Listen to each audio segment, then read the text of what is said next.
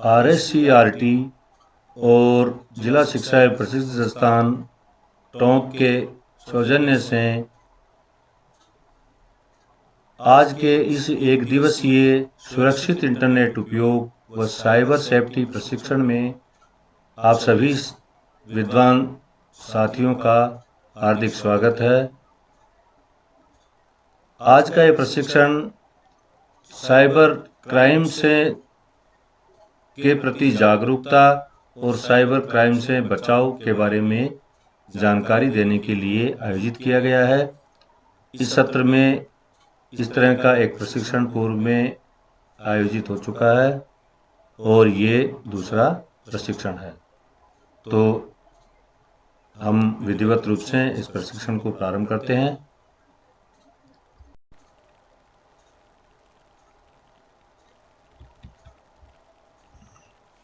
आज के प्रशिक्षण का मुख्य उद्देश्य है इंटरनेट के बारे में व उसके लाभ हानि के बारे में जानकारी होनी चाहिए सभी को, साइबर सुरक्षा जागरूकता को विकसित करना और शिक्षकों को विशेषकर अपने विद्यार्थियों की सुरक्षा, विद्यार्थियों के डेटा, अभिभावकों में ज्ञान का प्रसार, इन सबको सुरक्षित रखने के लिए भी साइबर जो धमकियां होती है उसके प्रति जागरूक होना चाहिए। तो इन्हीं उद्देश्यों को ध्यान में रखकर यह प्रशिक्षण रखा गया है।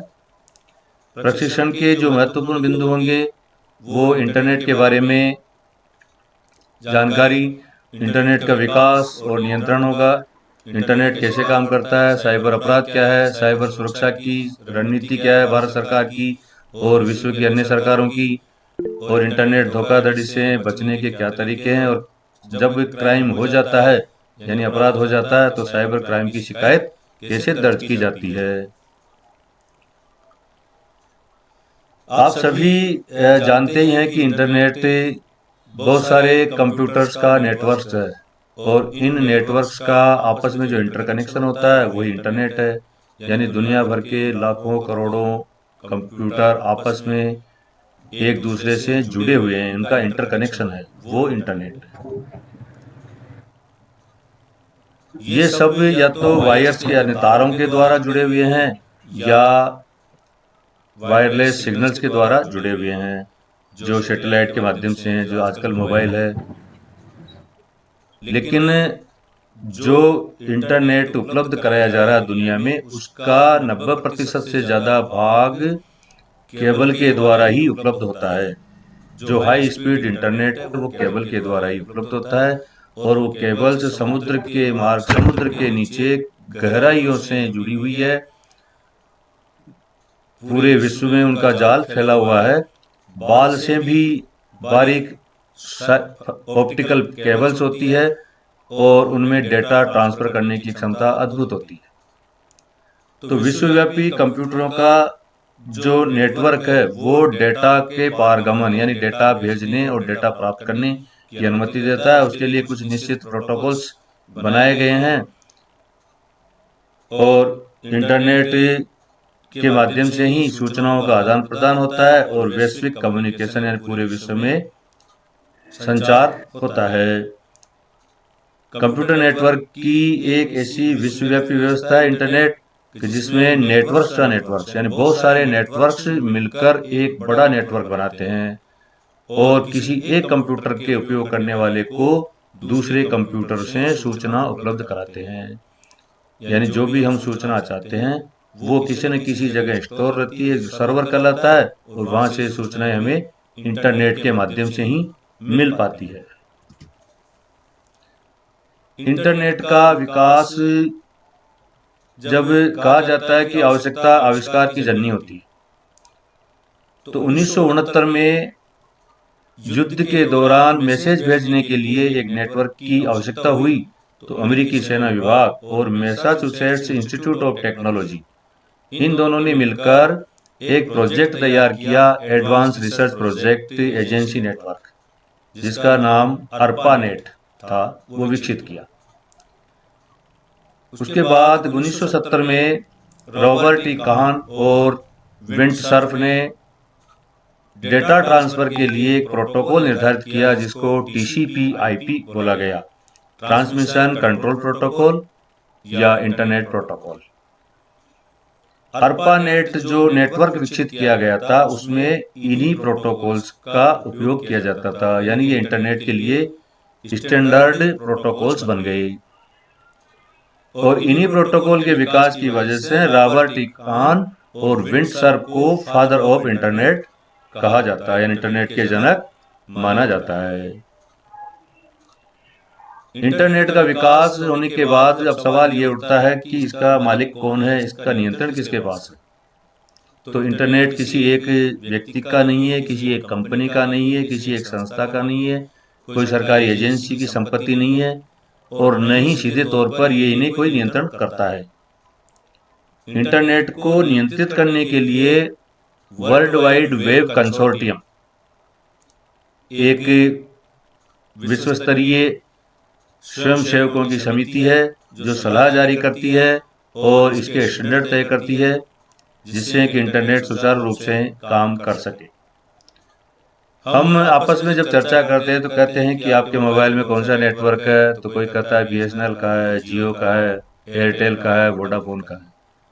ये इंटरनेट के मालिक नहीं है, इंटरनेट इनका नहीं होता। ये कंपनियां, ये टेलीकॉम कंपनियां जितनी भी हैं, वो सब सेवा प्रदाता कंपनियां हैं, यानी इनके माध्यम से हम, ये मीडिएटर है, इनके माध्यम से हम इंटरनेट का उपयोग करते हैं।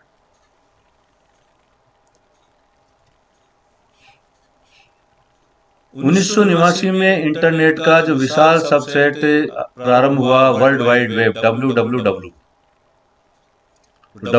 वर्ल्ड वाइड वेब में क्या हुआ कि HTML पेजेस, HTML एक लैंग्वेज होती है, हाइपर टेक्स्ट वाली लैंग्वेज। तो इस लैंग्वेज के में बहुत सारे पेजेस का, बहुत सारी सूचनाओं का एक संग्रहण किया गया। तो वर्ल्ड वाइड वेब का कुछ भाग है, यानी WWW है, वो एक थोड़ा सा भाग है पूरे इंटरनेट का। तो वेब एक प्रकार की सॉफ्टवेयर एप्लीकेशन है जो इंटरनेट पर चलती है, यानी WWW जो हमें वेबसाइट देखने के लिए जरूरी होता है, तो ये केवल एक सॉफ्टवेयर एप्लीकेशन है जो इंटरनेट पर चलती है, और इसी के माध्यम से दस्तावेजों का हस्तांतरण होता है, एक जगह से दूसरी जगह जाते हैं, देखते हैं हम उसके माध्यम से ही। वेब पेज के रूप में उनका संग्रहण होता है। जब वेबसाइट खोली जाती है तो जो पेज खुलता है उसको वेब पेज कहते हैं। भाई वेब पेज खुल गया, तो वो वेब पेज एक दस्तावेज है और वो HTML के रूप में संग्रहित रहता है।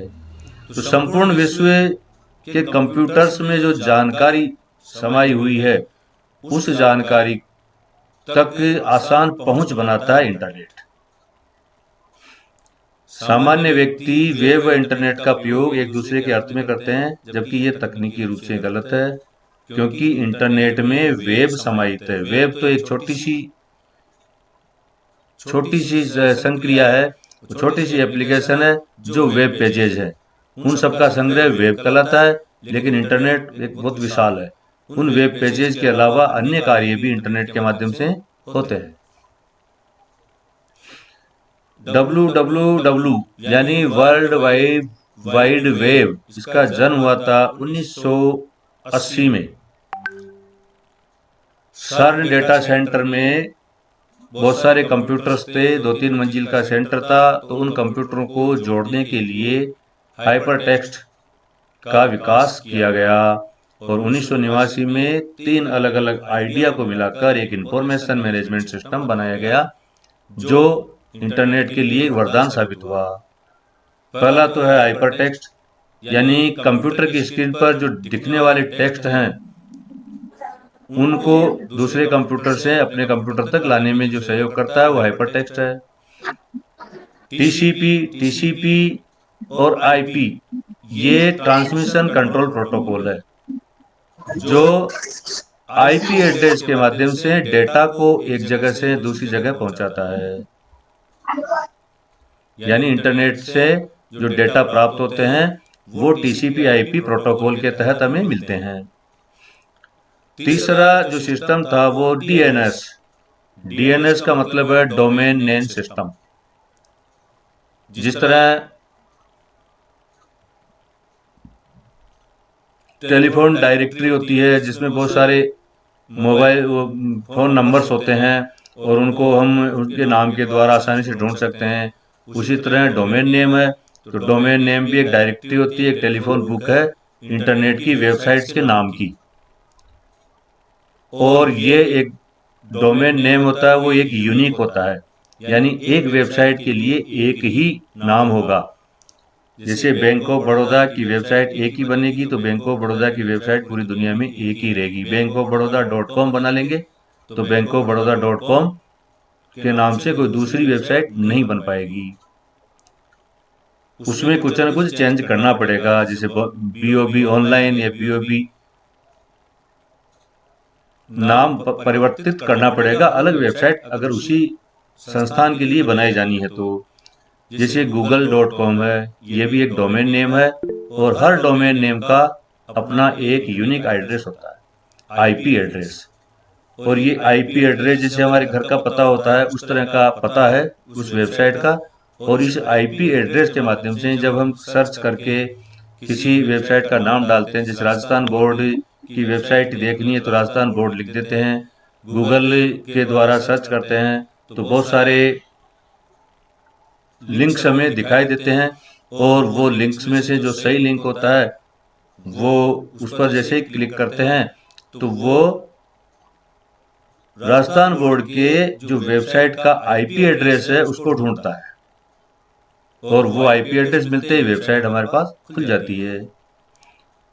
जो सबसे पहले वेबसाइट बनी थी विश्व में वो 6 अगस्त 1991 को बनी थी और वो भी सर्न डेटा सेंटर की थी, info.cern.ch। इसी के साथ वर्ल्ड वाइड वेब का जन्म हुआ, यानी WWW सार्थक हुआ।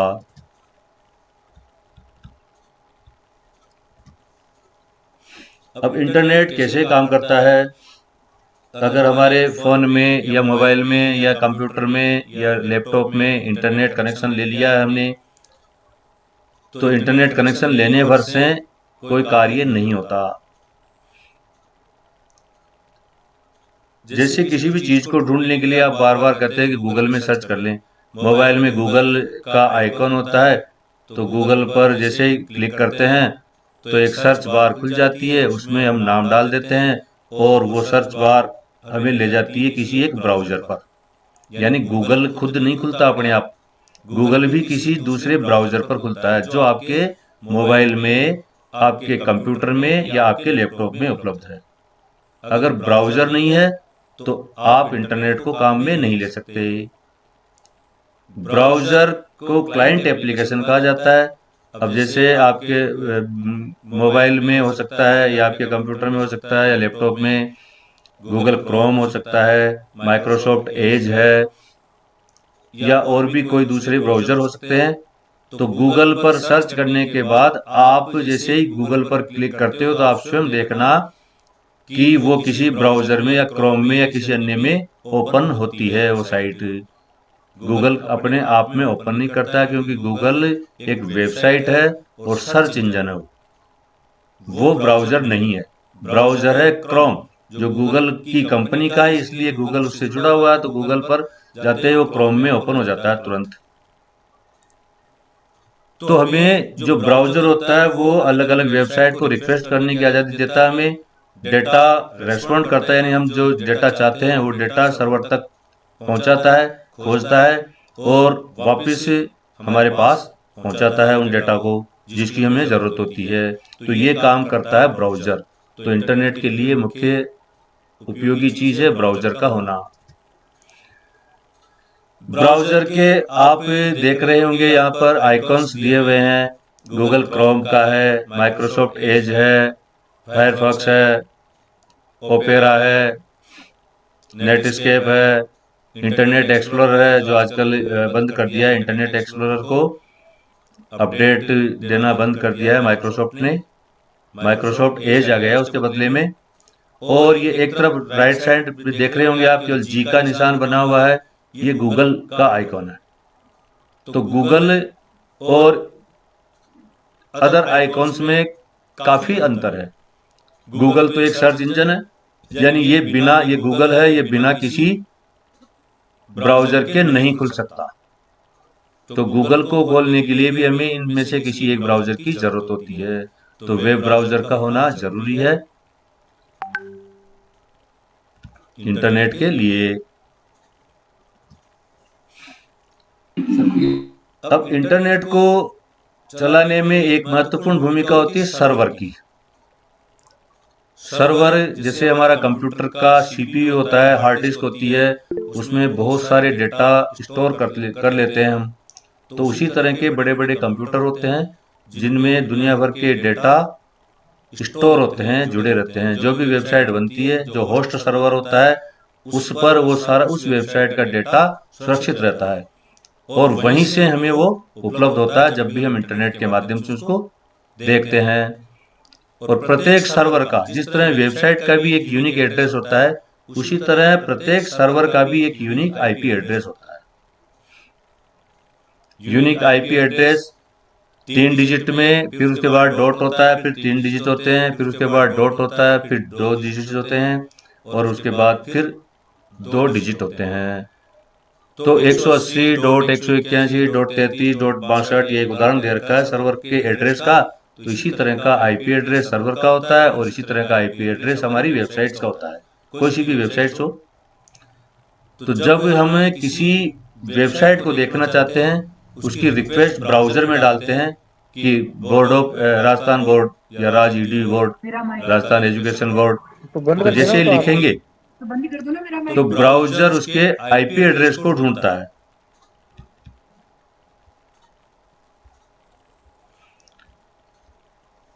और जैसे ही ब्राउजर को आईपी एड्रेस मिल जाता है, तो आईपी एड्रेस मिलने के बाद फिर उस नाम को ढूंढता है, डीएनएस को, यानी डोमेन नेम सर्विस से संपर्क करता है और जो राजस्थान बोर्ड की वेबसाइट कौन से नाम से है, उस नाम को वो ढूंढता है।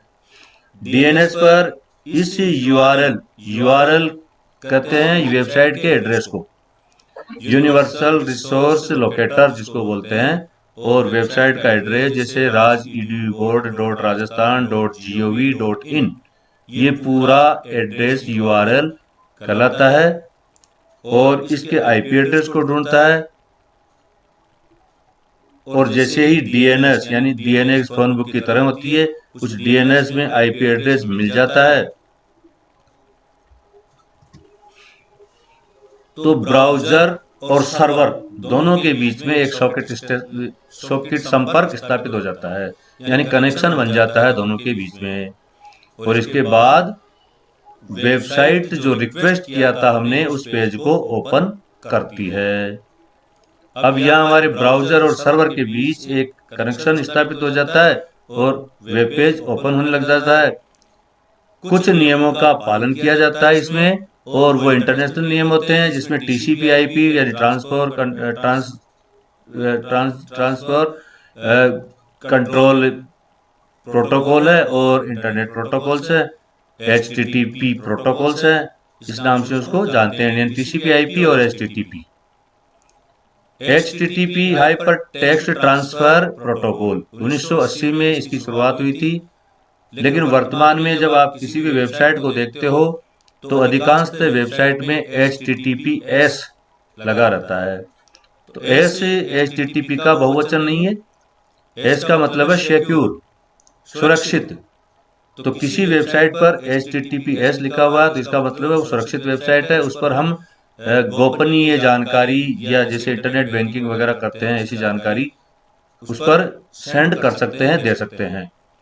लेकिन अगर HTTP है केवल, तो वहां पर हमें सावधान रहने की जरूरत होती है थोड़ा। अब जैसे हमारी रिक्वेस्ट पहुंच जाती है सर्वर पर, तो सर्वर हमारे द्वारा चाही गई वेबसाइट की जानकारी को छोटे छोटे डेटा पैकेट में विभाजित कर देता है और छोटे छोटे टुकड़ों में विभाजित करके हमारे पास यानी वेब सर्वर हमारी रिक्वेस्ट, जो ब्राउजर होता है वो पहले तो हमारी रिक्वेस्ट को वेब सर्वर पहुंचाता है और वेब सर्वर सूचनाओं को ढूंढता है। ढूंढने के बाद उनको वो छोटे छोटे टुकड़ों में विभाजित करके वापस हमारे पास भेज देता है। तो जिस आर्टिकल को हम पढ़ना चाहते हैं वो आर्टिकल हमारे कंप्यूटर हमारे मोबाइल या लैपटॉप की स्क्रीन पर ओपन हो जाता है ब्राउजर के द्वारा।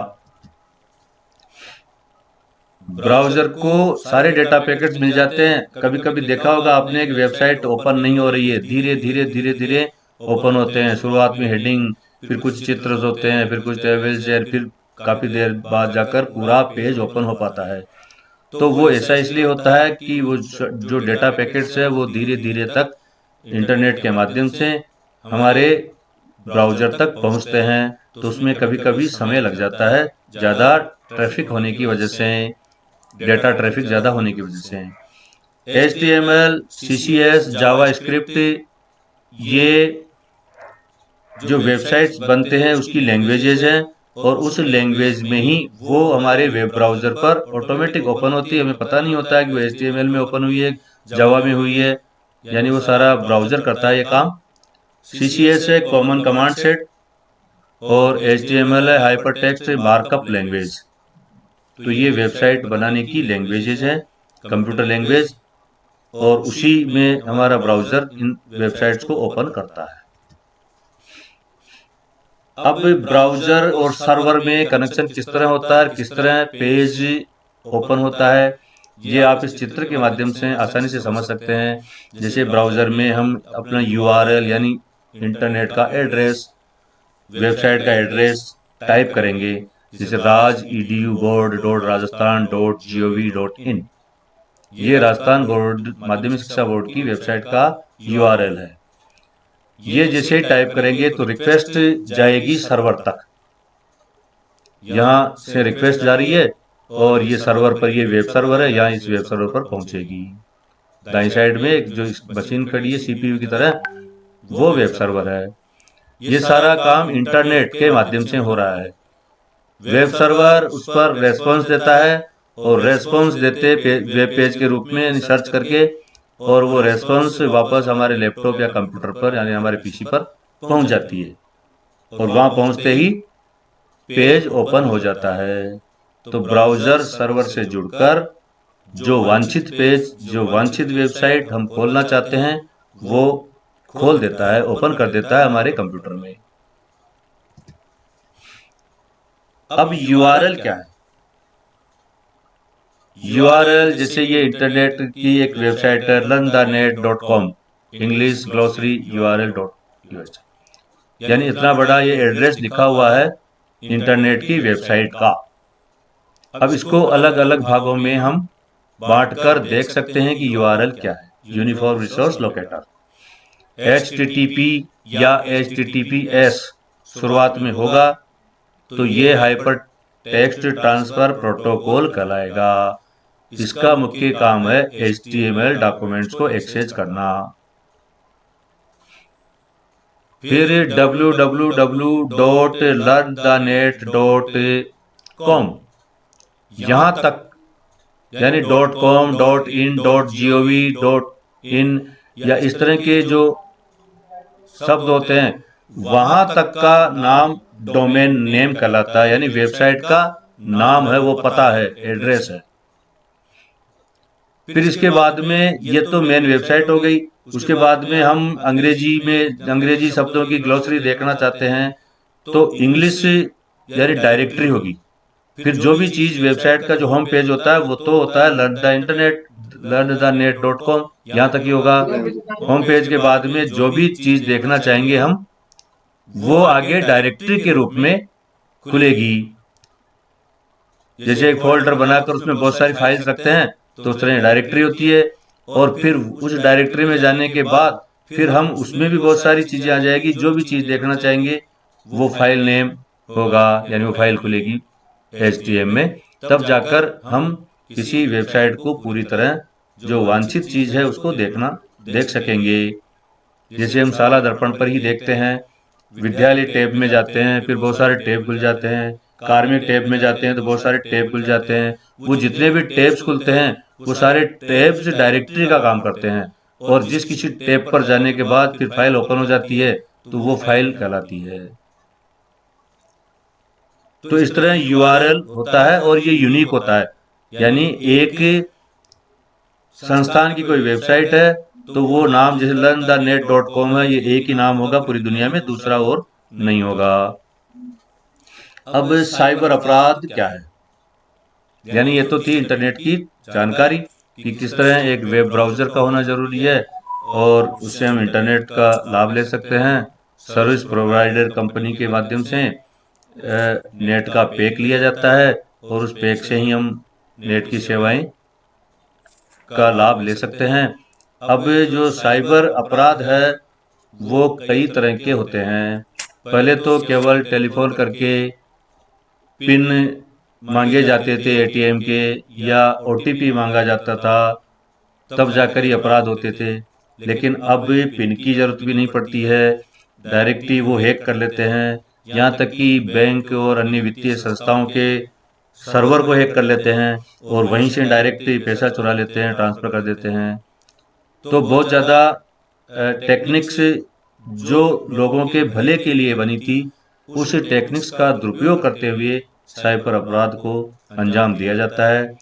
भारत में झारखंड में जामताड़ा डिस्ट्रिक्ट था, वो साइबर अपराधियों का गढ़ था।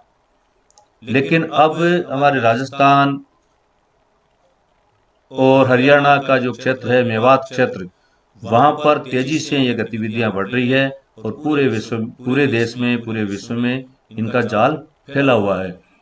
जो 8वीं फेल, 5वीं पास, 8वीं पास, 8वीं फेल लड़के होते हैं, वो बहुत ही ऊंची टेक्निक का उपयोग करते हुए बड़े बड़े पढ़े लिखे लोगों को ठग रहे हैं, आसानी से ठग रहे हैं। उनके लिए उनको किसी और न कोई अंग्रेजी जानने की जरूरत है, न कोई हिंदी जानने की जरूरत है, केवल उनको तो तरीका आना चाहिए कि किस तरह हमें लोगों को बेवकूफ बनाना है। तो कंप्यूटर के द्वारा या किसी भी इलेक्ट्रॉनिक उपकरण के द्वारा या संचार उपकरण के द्वारा कोई भी गैर कानूनी कार्य किया जाता है, वो साइबर अपराध की श्रेणी में आता है। चाहे वो मोबाइल के द्वारा किया गया हो या इंटरनेट के माध्यम से कंप्यूटर नेटवर्क के द्वारा किया गया हो या कंप्यूटर के द्वारा किया गया हो। तो साइबर अपराध में क्या होता है कि टारगेट भी कंप्यूटर ही होता है, यानी जिसके माध्यम से हम इंटरनेट का उपयोग कर रहे हैं वही टारगेट है और वही हथियार है। यानी उसी को हथियार बनाकर, जैसे मोबाइल को हथियार बनाकर मोबाइल को हैक कर लेते हैं, कंप्यूटर को हथियार बनाकर मोबाइल, कंप्यूटर, लैपटॉप, कोई किसी भी चीज को हैक किया जा सकता है। तो ऐसे अपराधों को हम क्राइम, नेट क्राइम भी कहते हैं, डिजिटल क्राइम बोलते हैं, electronic crime, virtual crime, IT crime, high tech crime और टेक्नोलॉजी आधारित क्राइम। यानी किसी भी नाम से हम जान सकते हैं, लेकिन इनका काम एक यही होता है, लोगों को ठगना। साइबर क्राइम में डेटा से अवैध हस्तक्षेप किया जा सकता है, सिस्टम में हस्तक्षेप यानी सिस्टम को हैक किया जा सकता है, और आपका कोई भी डेटा कहीं पर भी उपलब्ध है उसको मैनिपुलेट करके, यानी उसमें कुछ सुधार करके या कुछ जोड़कर उसका दुरुपयोग कर सकते हैं। डिवाइसेज का गलत उपयोग किया जा सकता है, फ्रॉड किया जा सकता है। साइबर आतंकवाद भी इसी श्रेणी में आता है, साइबर अपराध में। और सॉफ्टवेयर पायरेसी ये बहुत ज्यादा है। सॉफ्टवेयर पायरेसी ही प्रमुख कारण है साइबर अपराध का। हम कंप्यूटर खरीदते हैं, लैपटॉप खरीदते हैं, हालांकि मोबाइल खरीदते हैं तो मोबाइल में तो सॉफ्टवेयर कंपनियां ही डाल कर देती है और वो ओरिजिनली ऑपरेटिंग सिस्टम होता है उनका। कंप्यूटर में भी जब साथ में खरीदते हैं तो कई कंपनियां इनबिल्ट ऑपरेटिंग सिस्टम देती है, वो भी ओरिजिनल होता है, लाइसेंस शुदा होता है। लेकिन जब हम कंप्यूटर असेंबल करते हैं या सस्ता कंप्यूटर खरीद लेते हैं या महंगा भी खरीद लेते हैं, 50,000 का कंप्यूटर खरीद लिया, फिर सोचते हैं कि भाई विंडो 10 या विंडो 7 या विंडो 11 डलवानी है, तो किसी भी दुकान पर जाकर 200-250 रुपये में, 500 रुपये में ऑपरेटिंग सिस्टम डलवा लेते हैं। वो होता है गैरकानूनी ऑपरेटिंग सिस्टम, क्योंकि लाइसेंस वाला ऑपरेटिंग सिस्टम होता है वो महंगा होता है। तो उसकी बचत के लिए हम पायरेटेड ले लेते हैं, और वो पायरेटेड सॉफ्टवेयर में कई तरह के मेलवेयर्स होते हैं, यानी वायरस इस तरह के होते हैं वो कि हमारी सूचनाओं को वो अपराधियों तक भेजते रहते हैं, हमें पता भी नहीं होता, यानी नहीं, कहीं दिखाई नहीं देते वो। हम उसी कंप्यूटर में किसी भी सॉफ्टवेयर पर काम करेंगे, किसी भी एप्लीकेशन पर काम करेंगे, चाहे वर्ड में लेटर टाइप कर रहे हैं तो उसके माध्यम से ही वो सूचनाएं भेजता रहता है। तो इस वजह से सॉफ्टवेयर पायरेसी पर तो विशेष ध्यान देना चाहिए हमें। अपने कंप्यूटर, लैपटॉप, इन पर पेड सॉफ्टवेयर ही, यानी जो खरीदा हुआ है हमारा कुंजी के साथ, की के साथ, वैलिडिटी के साथ, वो उसी को काम में लेवें। साइबर सेफ्टी और साइबर सिक्योरिटी दो शब्द बार बार मीडिया में या कहीं पर भी आप सुनते होंगे। तो इंटरनेट व अन्य संबंध वातावरण में सुरक्षित व जवाबदेह तरीके से कार्य करने की जो क्षमता होती है हमारी, वो साइबर सेफ्टी कहलाती है। ये व्यवहार, निजी जानकारी व हमारी प्रतिष्ठा को संरक्षित करते हैं। साइबर सिक्योरिटी में क्या होता है कि सुरक्षित व जवाबदेह तरीके से कार्य करने पर जहां साइबर सेफ्टी केंद्रित है, वहीं प्रौद्योगिकी के माध्यम से अनधिकृत पहुंच से हमारी जानकारी को रोकना, यानी हमारी व्यक्तिगत जानकारी को प्रौद्योगिकी के माध्यम से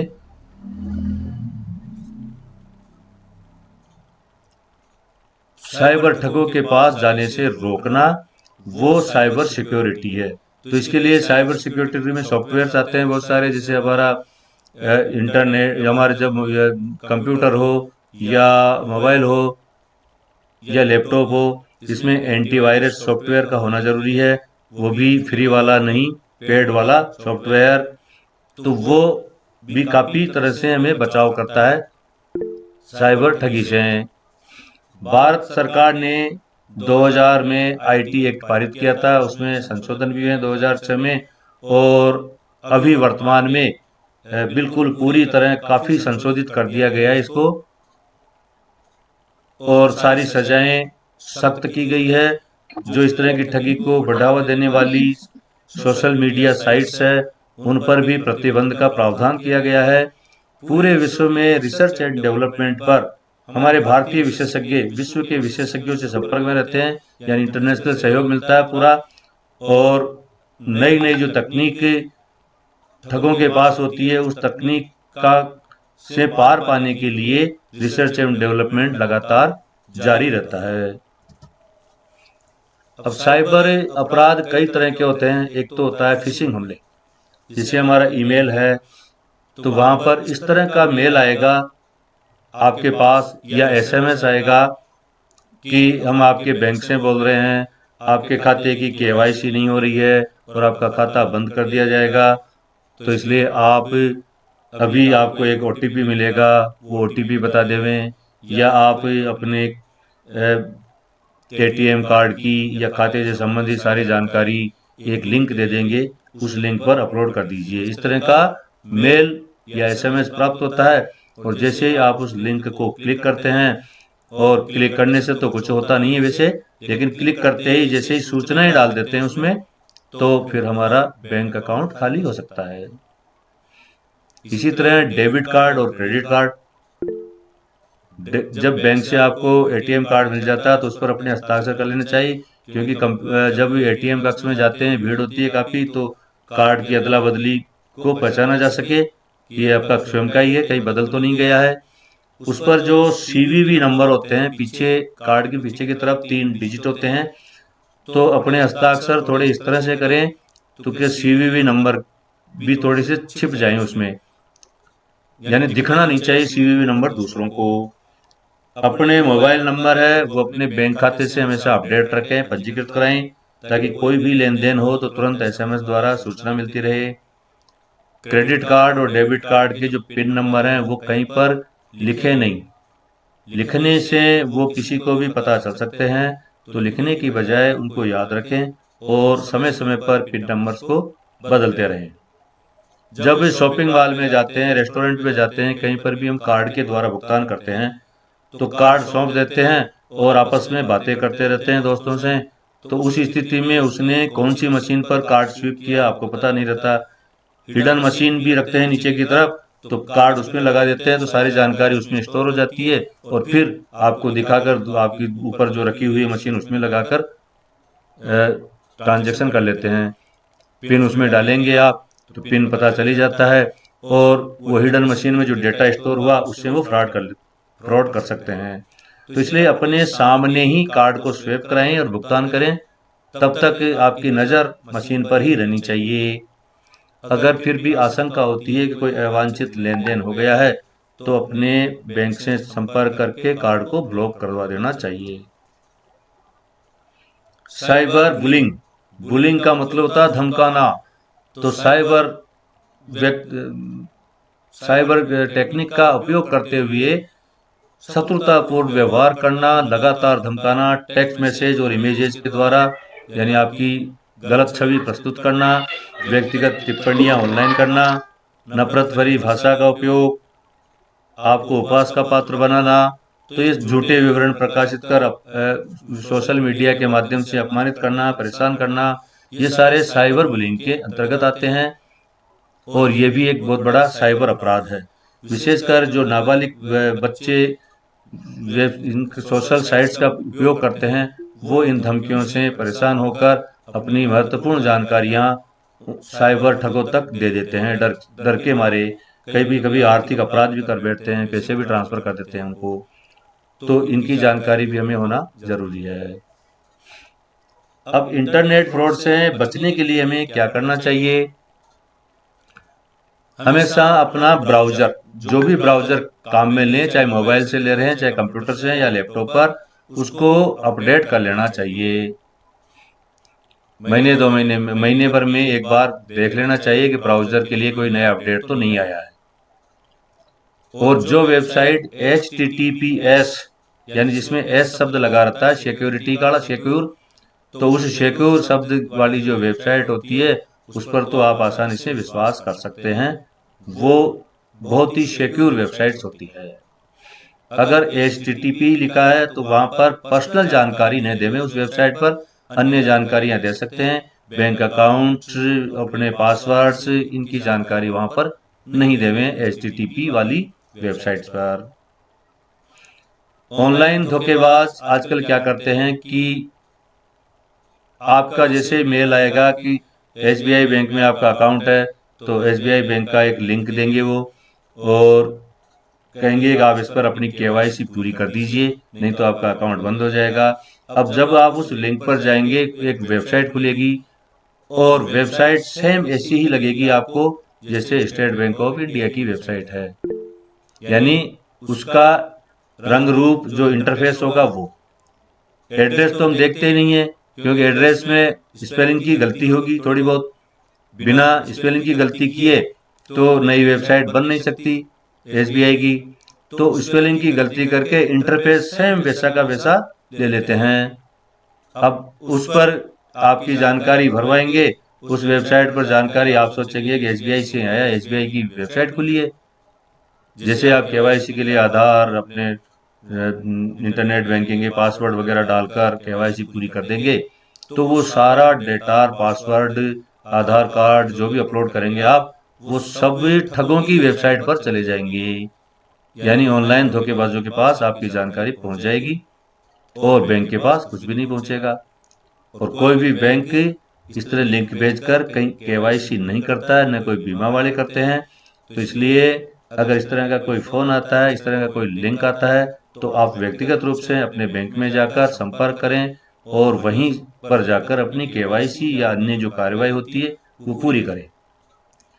इंटरनेट पर अपलोड करने के लिए कोई भी जानकारी अपलोड करते हैं तो प्रत्येक वेबसाइट की प्राइवेसी पॉलिसी होती है, वो नीचे नीचे वेबसाइट पर होती है। प्राइवेसी पॉलिसी पर जैसे क्लिक करेंगे और उसको सरसरी नजर से पढ़ लेना चाहिए कि हमारे द्वारा जो डेटा फीड किए जा रहे हैं उनका ये किस काम में लेंगे। जैसे मोबाइल से आप कोई भी ऐप डाउनलोड करते हैं तो उस ऐप को गूगल प्ले स्टोर से डाउनलोड करते हैं तो प्ले स्टोर पर जैसे सर्च करेंगे उस ऐप को और डाउनलोड करने से पहले ही नीचे पूरा स्क्रॉल कर कर आप देख सकते हैं कि उसमें चेतावनी साफ लिखी रहती है कि जो डेटा आपका स्टोरेज किया जाएगा इस ऐप के माध्यम से उसको कहाँ कहाँ काम में लिया जाएगा। कई ऐप लिखे रहते हैं कि थर्ड पार्टी को नहीं दिया जाएगा ऐप, केवल हम ही रिसर्च के लिए इसको काम में लेंगे, तब तक तो वो ठीक है। लेकिन थर्ड पार्टी को भी डेटा दिया जाएगा। तो इस तरह के ऐप को डाउनलोड करने से भी बचे। और ऐप डाउनलोड करने पर भी कई गलतियां इस तरह की करते हैं कि जो भी परमिशंस वो हमें मांगते हैं, चाहे उस ऐप को जरूरत ही नहीं हो, फिर भी हम यस यस करते जाते हैं। वो हमारे फ़ोन बुक की परमिशंस मांग लेते हैं, हमारी गैलरी की एक्सेस की परमिशंस मांग लेते हैं, हमारे कैमरा की एक्सेस की परमिशन मांग लेते हैं, और हम आंख मूंद कर उनको दे देते हैं। और वो सारी परमिशंस हमारे लिए आफत बन जाएगी किसी दिन, जब साइबर फ्रॉड होगा। हमारा कैमरा ऑटोमेटिक एक्सेस करके ऑन करके हमारी सारी गतिविधियों को वो रिकॉर्ड कर सकते हैं, देख सकते हैं, जिसका हमें पता भी नहीं चलेगा। किसी भी दूसरे व्यक्ति का कंप्यूटर उपयोग करें, ईमेल देखना हो या कोई भी जानकारी देखनी हो, फेसबुक पर लॉगिन करना हो, तो वहां पर डायरेक्टली जो ब्राउजर खोलते ही जो टैब खुलता है उस टैब में न जाएं। उसके लिए आपको एक प्राइवेट विंडो में जाना है, प्राइवेट ब्राउजिंग में जाना है। यानी जैसे गूगल क्रोम में भी जाएंगे तो साइड में 3 डॉट्स होते हैं, उन पर क्लिक करते ही एक पूरा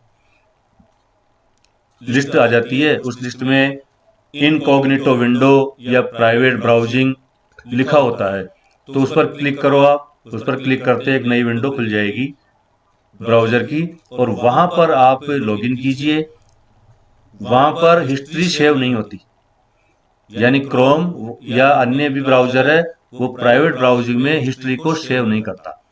अगर उस हिस्ट्री को देखना चाहें तो आप केवल आपके सर्विस प्रोवाइडर, यानी जो कंपनी आपको इंटरनेट सेवा दे रही है, यानी आपने बीएसएनएल का इंटरनेट ले रखा तो वहां से, जियो का ले रखा तो वहां से ही हिस्ट्री उसकी देखी जा सकती है। ब्राउजर में उसकी हिस्ट्री कहीं पर भी सेव नहीं होगी। तो इसलिए इनकॉग्निटो विंडो या प्राइवेट ब्राउजिंग इसका उपयोग करना चाहिए किसी दूसरे के कंप्यूटर पर, अगर हम ईमेल देखते हैं या कोई भी काम करते हैं। तो अगर आप ईमेल देखते हैं तो फिर उसको लॉग आउट भी कीजिए। जो भी वेबसाइट खोलते हैं जहां पर लॉगिन पासवर्ड की जरूरत होती है तो उसको लॉग आउट कर देना चाहिए, और सेव नहीं करना चाहिए कभी भी। क्योंकि अगर आप लॉग आउट नहीं करेंगे तो इनकॉग्निटो विंडो में भी वो खुला ही रह जाएगा आपका मेल, और आपके मेल के माध्यम से किसी दूसरे को ठगा जा सकता है, या आपके मेल के माध्यम से किसी को धमकी दी जा सकती है। तो समस्या आपके लिए पैदा होगी। तो जहां पर भी आप देखें तो उसको लॉग आउट अवश्य करें। जो भी ईमेल आप इस्तेमाल करते हैं तो उसमें कई तरह के सिक्योरिटीज टूल्स मौजूद होते हैं, तो उन सिक्योरिटी टूल्स का उपयोग करना चाहिए। जैसे जीमेल ही लेते हैं, या याहू का मेल हो या कोई सा मेल हो, 2 फैक्टर ऑथेंटिकेशन होना चाहिए। सिक्योरिटी एंड प्राइवेसी में सेटिंग के माध्यम से सिक्योरिटी एंड प्राइवेसी में जाएंगे हम, तो वहां पर 2 फैक्टर ऑथेंटिकेशन का एक ऑप्शन आता है, उस पर क्लिक करेंगे। तो उसमें क्या होगा कि आप जिस फोन के माध्यम से ईमेल खोलते हैं तो उस फोन पर एक नोटिफिकेशन आएगा। कहीं पर भी दुनिया भर में कहीं पर भी आपके ईमेल को कोई खोलने की कोशिश करेगा तो एक नोटिफिकेशन आ जाएगा कि ये क्या आप ही हैं, तो आपको यस करना पड़ेगा। या कुछ कोड नंबर आ जाते हैं, तो कोड नंबर उस ईमेल वाले जब कोड नंबर डालेगा तब जाकर वो खुलेंगे, और आप यस करेंगे तब खुलेंगे। आप नो कर देते हैं तो कोई भी आपके ईमेल को एक्सेस नहीं कर पाएगा। तो इसलिए 2 तरह का जो 2 फैक्टर ऑथेंटिकेशन है वो जरूर लागू करना चाहिए। मोबाइल फोन पर जो पासवर्ड आता है उसके माध्यम से ही वो खुलता है, वैसे नहीं खुलेगा। अगर आप किसी वेबसाइट पर काम कर रहे हैं या आपके मोबाइल पर किसी वेबसाइट को ओपन किया तो वहां पर एक मैसेज आता है कि आपका मोबाइल की मेमोरी फुल हो गई है और आपका मोबाइल वायरस से ग्रस्त है, क्लीन करने के लिए क्लिक कीजिए। और जैसे आप उस विज्ञापन पर क्लीन करने के लिए क्लिक करेंगे तो आपका खाता क्लीन हो जाएगा। मोबाइल का वायरस तो क्लीन होगा नहीं, और बैंक अकाउंट से संबंधित जानकारी अगर आप मोबाइल के माध्यम से किसी ऐप को इस्तेमाल करते हैं, फोन पे या कोई भी यूपीआई, तो वो सारे डेटा चुरा लेंगे और आपके अकाउंट्स को खाली कर देंगे। तो विज्ञापन वाले क्लिक्स पर कभी भी वेबसाइट पर जो विज्ञापन होते हैं उस पर क्लिक न करें। किसी भी लिंक को क्लिक करने से पहले हमें ये जान लेना जरूरी है कहीं इस लिंक के माध्यम से गलत वेबसाइट पर तो नहीं चले जाएंगे। अब बचने के लिए हमें क्या करना चाहिए? इंटरनेट फ्रॉड से बचने के लिए सोशल मीडिया की जो नेटवर्किंग साइट्स है, उन साइट्स पर अपना नाम, पता, घर का पता, फोन नंबर, उम्र, लिंग, क्रेडिट कार्ड आदि का विवरण पोस्ट नहीं करना चाहिए, यानी गोपनीय जानकारी नहीं देनी चाहिए। पासवर्ड किसी को न बताएं। पासवर्ड की जिम्मेदारी अपनी स्वयं की होती है, तो पासवर्ड बार बार बदलते रहें और बताएं नहीं किसी को। पासवर्ड अगर किसी को पता चल जाता है और उसके माध्यम से वो फ्रॉड करता है, तो उसकी जिम्मेदारी, संपूर्ण जिम्मेदारी हमारी स्वयं की होगी। उसमें बैंक आपको मना भी कर सकता है कि जब पासवर्ड उसको पता था तो फ्रॉड करेगा ही। उसने ट्रांसफर किया है, पासवर्ड से ट्रांसफर किया है, तो उसको आप फ्रॉड नहीं मान सकते। सोशल नेटवर्किंग साइट पर बहुत सारे मित्रों की रिक्वेस्ट आती है, और जब मित्र बन जाता है, फ्रेंड लिस्ट में वो जुड़ जाता है, तो फिर हमारी जितनी भी पोस्ट हम उस पर डालते हैं, उन सब तक एक्सेस हो जाती है उसकी। उसमें हमारे फैमिली के फोटोज भी हैं, फैमिली संबंधी जानकारी भी है, कहीं टूर पर जा रहे हैं तो उसकी जानकारी है, बहुत सारी जानकारी हम साझा करते रहते हैं। तो उनमें से किसी सभी थोड़ी थोड़ी जानकारियों को इकट्ठी करके और पूरा एक डेटाबेस तैयार कर लेता है, और उस डेटाबेस के आधार पर वो किसी भी तरह की वारदात को अंजाम दे सकता है, ठग। तो बिना जान पहचान वाला कोई भी फ्रेंड रिक्वेस्ट आती है तो उसको स्वीकार न करें जब तक आप पूरी तरह उसको जानते नहीं हो, या आपकी मित्रमंडल में इसे कोई नहीं जानता हो। जिसको आप व्यक्तिगत रूप से जानते हैं उन्हीं को रखें, अन्य को नहीं। परिवार, मित्र, इनको साख पहुंचाने वाली जो पोस्ट होती है उनको बिल्कुल भी नहीं डालें अपनी वेबसाइट्स पर या अपने सोशल नेटवर्किंग साइट्स पर। फोटोग्राफ, वीडियो और संवेदनशील जानकारियां बिल्कुल भी नहीं। किसी भी फोटोग्राफ से किसी भी तरह का आर्टिफिशियल इंटेलिजेंस के माध्यम से वीडियो तैयार हो जाता है, और उसके माध्यम से आपको ब्लैकमेल किया जा सकता है और आपकी बदनामी की जा सकती है। जैसे आजकल अखबारों में आप पढ़ रहे होंगे डीप फेक वीडियोज। वो डीप फेक वीडियोज इसी तरह की सोशल मीडिया वेबसाइट से फोटो को डाउनलोड करते हैं या हमारी वीडियो को डाउनलोड करते हैं, और उसी को एडिट करके अश्लील वीडियो बना देते हैं, और फिर उसके बदले में भाई इसको वायरल करेंगे या तो पैसा दो हमें। तो इस तरह की ठगियां होती है। तो फोटोग्राफ, वीडियोज, कहीं पर भी जा रहे हैं तो ये फोटो डाल रहे हैं, तो ऐसी प्रवृत्ति से हमें बचना चाहिए। यदि आपको ऐसा लगता है कि नेटवर्किंग खाते का विवरण साझा हुआ है या चुराए गए हैं, तो तुरंत, यानी जैसे आपकी साइट को ऐसा लगा कि हैक हुई है, या जानकारी जो मैंने दी थी वो बदल दी गई है, या कोई नई पोस्ट आपके नाम से आपने पोस्ट नहीं की, वो आपकी पोस्ट पर दिखाई दे रही है, तो ऐसा प्रतीत होता है कि वो हैक हुआ है, तो तुरंत ही उस साइट पर सूचना देनी चाहिए। वो जानकारी करके आपके खाते को सुरक्षित कर सकते हैं। इसी तरह की सेटिंग्स सोशल नेटवर्किंग जितनी भी साइट्स हैं, फेसबुक हो चाहे व्हाट्सएप हो, उस पर आपकी प्रोफाइल को हर कोई नहीं देख सके, वही लोग देख सके जो आपकी फ्रेंड लिस्ट में हो। इस तरह की सेटिंग्स करनी चाहिए।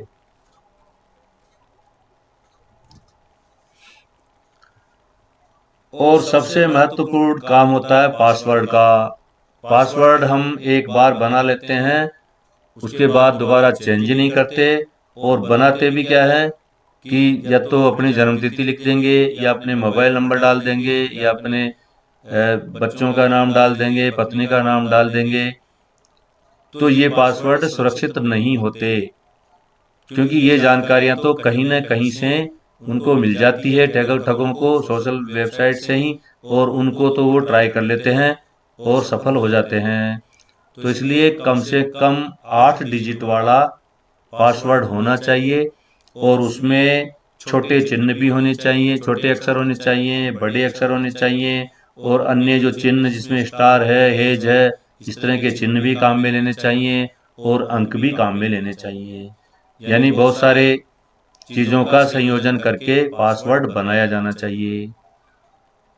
डिक्शनरी में जो शब्द होते हैं, कई लोग पासवर्ड को ही पासवर्ड बना देते हैं, तो डिक्शनरी के शब्दों को तो पासवर्ड बनाने के काम में लेना ही नहीं चाहिए। उसका अंदाजा वो आसानी से लगा लेते हैं। ऐसा पासवर्ड बनना चाहिए जो आपको तो याद रहे और कहीं लिखने की जरूरत न पड़े। यानी इस तरह की तकनीक अपनाए कि आपको स्वयं को याद रहे, उस पासवर्ड को कहीं लिखने की जरूरत नहीं पड़े। अगर लिखते हैं तो वहां से भी वो कहीं डायरी से लीक हो सकता है। अनुमान लगाना कठिन हो इस तरह का पासवर्ड, यानी परिवार से संबंधित जानकारियां, गाड़ी की जानकारी, घर की, कॉलोनी की, शहर की, गांव की, ये सारी जानकारियों का तो अंदाजा लगा सकते हैं, अनुमान लगा सकते हैं। तो इन सब से अलग होना चाहिए और न्यूनतम 2 सप्ताह में यानी 15 दिन के अंतराल पर महत्वपूर्ण जो पासवर्ड होते हैं उनको बदल देना चाहिए। जैसे इंटरनेट बैंकिंग के ट्रांजैक्शन पासवर्ड हैं उनको, एटीएम के पिन को महीने में एक बार तो बदल ही देवें, या इंटरनेट के जो पासवर्ड होते हैं इंटरनेट बैंकिंग के, मोबाइल बैंकिंग के, यूपीआई के पिन, तो इन सबको समय समय पर बदलते रहना चाहिए, क्योंकि एक ही होता है तो वो ज्यादा दिनों तक सुरक्षित नहीं रहता। कोई आपके पास में अगर बैठा है तो पासवर्ड प्रविष्ट करते समय, एटीएम में भी आपके पीछे लाइन में खड़े रहते हैं तो उस समय भी आपको सावधानी रखनी चाहिए। अपना हाथ एक हाथ से ऊपर ढक लेना चाहिए हाथ से, ताकि किसी को नजर नहीं आए, और फिर अपने पासवर्ड या पिन उसमें डालें। अब पासवर्ड बनाने का एक तरीका पास फ्रेज, यानी एक वाक्य को पासवर्ड में बदलना। वाक्य कोई भी हो सकता है, जैसे यहाँ एक उदाहरण के द्वारा बताया गया है कि एक वाक्य है, नेवर जज a book by its cover, यानी कहावत है अंग्रेजी में। तो इसी तरह की कहावत आप कोई सी भी ले सकते हैं, और फिर इसका पहला अक्षर नेवर का एन, उसको स्मॉल में लिखा, फिर जज का स्मॉल में है तो उसको कैपिटल में लिख दिया, एक को @ की तरह लिखा, बुक के बी को 6 की तरह, 6 और बी दोनों समान होते हैं, फिर बाई को 6 की तरह, यानी 2 बी आ गए तो 2 6 हो गए। इट्स आई को एक्सप्लेनेशन जो विस्मयादिबोधक चिन्ह है उसकी तरह लिख दिया, और सी को फिर कैपिटल सी में लिख दिया। तो नेवर जज a book by its cover, ये एक पास फ्रेज है, और उस पास फ्रेज से एक नया पासवर्ड बना जो कोई सा भी हैकर हो हैक नहीं कर सकता, क्योंकि उसको पता नहीं है कि ये न तो कोई जन्म तिथि है न कोई आसपास की चीज है, तो वो अंदाजा लगाता ही रहता है, लेकिन आपका पासवर्ड हैक नहीं होगा। तो इस तरह के पासवर्ड बनाकर उनको काम में लेवें। और एक ईमेल है या एक वेबसाइट है उसका पासवर्ड अलग होना चाहिए, हर एक की वेबसाइट का अलग अलग पासवर्ड होना चाहिए। एक ही पासवर्ड को सब जगह काम में न लेवें, अलग अलग होना चाहिए। इसी तरह फोन का सुरक्षित उपयोग, स्मार्टफोन सबसे ज्यादा काम में आता है, तो स्क्रीन लॉक का उपयोग जरूर करना चाहिए। आपके फोन पर सॉफ्टवेयर अपडेट देती है कंपनियां ऑपरेटिंग सॉफ्टवेयर का, तो सॉफ्टवेयर को अपडेट करना चाहिए। जो ऐप आप काम में लेते हैं, ज्यादा काम में आते हैं, उन ऐप को भी समय समय पर अपडेट करते रहें। और जो ऐप काम में नहीं आते, एक बार काम में आया और उसके बाद साल भर से 2 साल में कभी काम में नहीं आया, तो ऐसे ऐप्स को डिलीट कर दें और उनसे संबंधित डेटा भी गूगल अकाउंट में जाकर डिलीट कर दें पूरी तरह। इसके अलावा जो लोकेशन सर्विस है, उस लोकेशन को हम ऑन रखते हैं हमेशा, तो उस लोकेशन को ऑन नहीं रखें। जिस ऐप के लिए लोकेशन की जरूरत है तभी ऑन करें और वापस ऑफ कर देवें। एंटीवायरस का प्रयोग करें। सीडेक की वेबसाइट के माध्यम से कवच 2 नाम का एक ऐप जो हमारे मोबाइल को सुरक्षित रखता है, वो भारत सरकार द्वारा जारी किया गया है। तो गूगल प्ले स्टोर से भी उसको डाउनलोड किया जा सकता है। कवच 2 मोबाइल बोट ऐप है। तो वो इस तरह के ऐप से अगर हम हमारे मोबाइल को स्कैन करते हैं तो सब तरह के वायरस वगैरह वो हटा देता है उसमें। ऐप्स के लिए जो अनुमति देते हैं उन पर भी हमेशा नजर रखें, और जब ऐप काम में नहीं आ रहे हैं तो सारी अनुमतियों को निरस्त कर देवें। उपयोग में अगर नहीं आ रहा तो आप अपना ब्लूटूथ भी बंद रखें। कई जगह हम जाते हैं और देखते हैं कि सार्वजनिक वाईफाई है, फ्री में मिल गई, चलो वेबसाइट देख लेते हैं, गाने डाउनलोड कर लेते हैं, फिल्म डाउनलोड कर लेते हैं। तो इस तरह सार्वजनिक वाईफाई का उपयोग करने से बचें कि वहां पर भी हैकर्स ज़्यादा सक्रिय होते हैं। तो केवल अपना स्वयं का नेटवर्क ही काम में लेवें, सार्वजनिक वाईफाई को कम से कम काम में लेवें। व्हाट्सएप के लिए भी यही स्थिति अपनानी है आपको कि कोई भी अनजान नंबर से जो आपकी कॉन्टेक्ट लिस्ट में नहीं है, आप उसको जानते भी नहीं है, कभी बात भी नहीं हुई है, और वो कोई फाइल भेजता है तो उसको डाउनलोड न करें, क्योंकि उस फाइल को डाउनलोड करते ही वायरस आपके कंप्यूटर में, आपके मोबाइल में चले जाएंगे और वो सारी सूचनाएं हैकर्स तक पहुंचाते रहेंगे। व्हाट्सएप के माध्यम से कोई भी निजी जानकारी है, बैंक खाते हैं, पासवर्ड है, पिन है, ये अन्य व्यक्ति को न देवें, क्योंकि इसका कोई डेटा सुरक्षित हो ऐसा कहीं है नहीं लिखा हुआ। ऑटोमेटिक डाउनलोड का वो ऑप्शन होता है, उसको हमेशा बंद रखें। अनजान नंबर से वीडियो कॉल आता है या अनजान नंबर से कोई मैसेज आता है जिसको आप जानते नहीं, तो उसका जवाब व्हाट्सएप के माध्यम से न देवें बिल्कुल भी। अगर आपने वीडियो कॉल रिसीव कर लिया और आपका चेहरा वहां पहुंच गया उसके पास, तो 5 मिनट के अंदर ही एक अश्लील वीडियो आपके व्हाट्सएप पर प्राप्त हो जाएगी कि ये देखिए आपने इस लड़की के साथ क्या किया है और हम अब थाने जा रहे हैं, या तो हमें 2 लाख रुपए दे दीजिए। तो इस तरह के कॉल आपको मिलना शुरू हो जाएंगे। अगर आपका फोन गुम हो जाता है तो आपके पासवर्ड आपके व्हाट्सएप को निष्क्रिय कर देवें, किसी दूसरे मोबाइल पर या कंप्यूटर पर ओपन करके। प्रोफाइल जो चित्र होता है वो केवल अपने कॉन्टेक्ट तक ही सीमित होने चाहिए। सार्वजनिक वाईफाई यहाँ पर भी काम में न लेवें व्हाट्सएप को उपयोग करते समय कभी, और पासवर्ड द्वारा व्हाट्सएप को सुरक्षित रखें। तो साथियों, आज हमने निम्नलिखित बिंदुओं पर जानकारी प्राप्त की। इसके अलावा अब हम यानी इंटरनेट का विकास, साइबर सिक्योरिटी, साइबर अपराध और इंटरनेट से बचने के तरीके। लेकिन अब जब अपराध हो जाता है तो हमें क्या करना चाहिए, ये महत्वपूर्ण जानकारी, इसको थोड़ा ध्यान से देखें आप, कि आपकी शिकायत से जुड़ा हुआ जो भी दस्तावेज है उसको सुरक्षित रखें। क्रेडिट कार्ड से धोखा हुआ है तो क्रेडिट कार्ड की रसीद होनी चाहिए। बैंक से स्टेटमेंट निकलवा लें कि आपका पैसा गया है। कोई कागज प्राप्त हुआ और उस पर आपने कोई जानकारी भेजी हो तो उसकी फोटोकॉपी भी उपलब्ध होनी चाहिए। कोई भी ब्राउजर पंपलेट हो, उसके माध्यम से ठगी की गई हो आपसे, तो वो भी आपके पास हो। ऑनलाइन पैसा ट्रांसफर किया है आपने किसी के कहने से तो उसकी भी रसीद होनी चाहिए। ईमेल आया हो, उस पर कोई लिंक आया हो, उसके माध्यम से ठगी हुई हो, तो उस ईमेल का भी प्रिंट निकलवा कर रखें। वेब पेज जिसके माध्यम से फर्जी वेबसाइट पर आपका डेटा ट्रांसफर हुआ हो तो उस वेब पेज का यूआरएल को भी कॉपी कर लेवें। किसी से बातचीत की गई है व्हाट्सएप के माध्यम से या मोबाइल के माध्यम से तो उसकी रिकॉर्डिंग और स्क्रीनशॉट सुरक्षित रखें। जिस संदिग्ध मोबाइल नंबर से फोन आया है या तो उसका स्क्रीनशॉट रखें।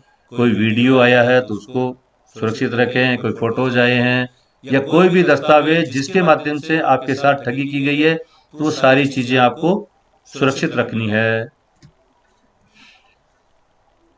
अपराध होने के बाद सबसे पहले हमें cybercrime.gov.in एक वेबसाइट है, cybercrime.gov.in। इस वेबसाइट के माध्यम से पूरे भारत की जितनी भी साइबर क्राइम की टीम्स हैं उन सबसे संपर्क रहता है और सारी बैंकों से संपर्क रहता है।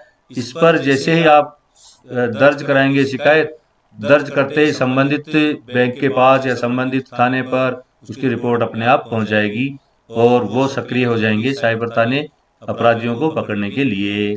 जैसे महिलाओं से जुड़े अपराध है, बच्चों से जुड़े अपराध है, वो आप गुमनाम तरीके से भी सूचना दे सकते हैं। कहीं पर भी घरेलू हिंसा हो रही हो उसको, तो इसके लिए क्या करना होता है कि एक अपने पास अपना नाम लिखना होगा और भारतीय मोबाइल नंबर का उपयोग करना होगा। जैसे ही साइबर क्राइम पर जाएंगे आपका नाम पूछेगा, आपके मोबाइल नंबर पूछेगा, पंजीकृत हो जाएंगे, एक ओटीपी प्राप्त होगा।